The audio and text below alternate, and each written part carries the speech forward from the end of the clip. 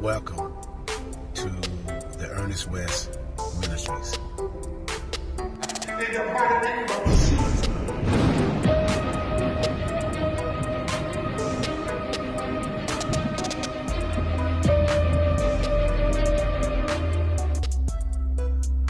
Life where you're waiting on God to do something. You're waiting on a move.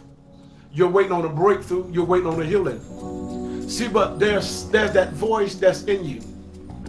There's that voice that keeps talking to you, and that voice is fear. And it's trying to tell you that it's not true. And it's trying to tell you that it's not going to happen. And so what happens, see, the enemy wants you not to be prepared. The enemy don't want you to be prepared for what's coming. The enemy always wants you to be unprepared, because when you're unprepared, you're going to miss it. Just like the other day, God mentioned to me to be careful, as the scripture says, to be careful of strangers, because not to turn away strangers, because sometimes it could be an angel unaware. And see, God is sending a blessing to you, the believer, and the way that the God is sending this blessing, he's sending this blessing in an uncommon way.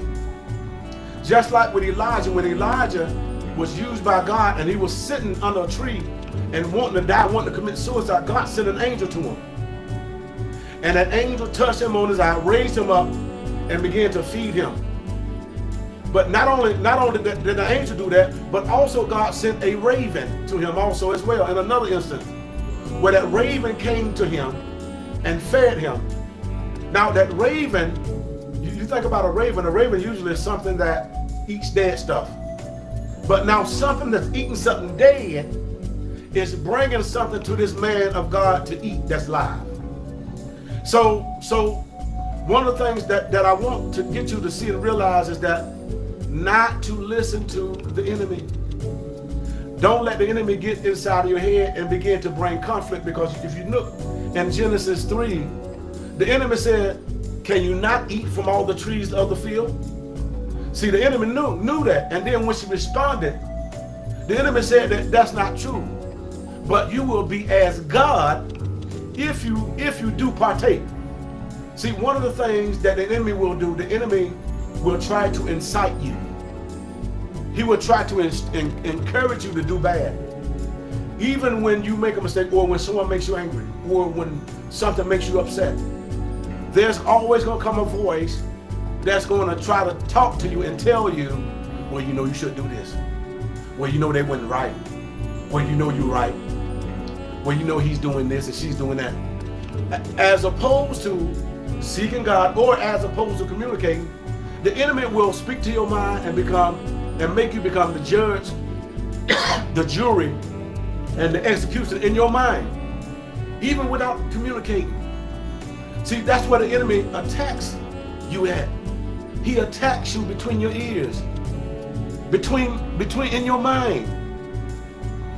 This is why the scripture says in Romans 12 to be not conformed to this world, but be transformed by the renewing of your mind, which is the reasonable service.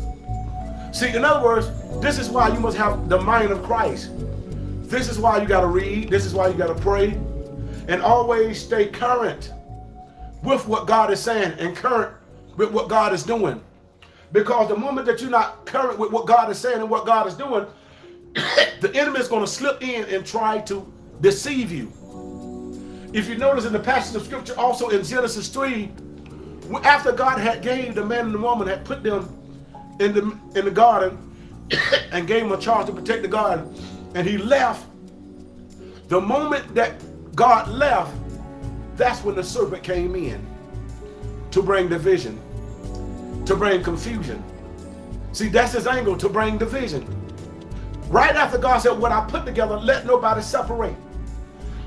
Anytime God tells you to come together and agree and become unified, he is going to do whatever he can to make you separate from his voice, to separate from his instructions.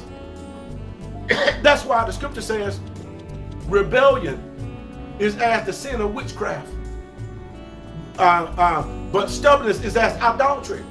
See, because when you begin to disobey God, now you become an enemy of God, because now you're listening to the enemy. When you become in contrast to what God is saying, now you become in line with the enemy. and because enmity, as the scripture said, the carnal mind is in enmity against God. So in other words, there's an enemy. There's always a fight. You can never figure out what's happening in the spirit, what God is thinking. Oftentimes, when bad stuff happens to us, we think God is mad at us. We think God is angry at us. But that's not true. See, God says that I know the thoughts that I have toward you.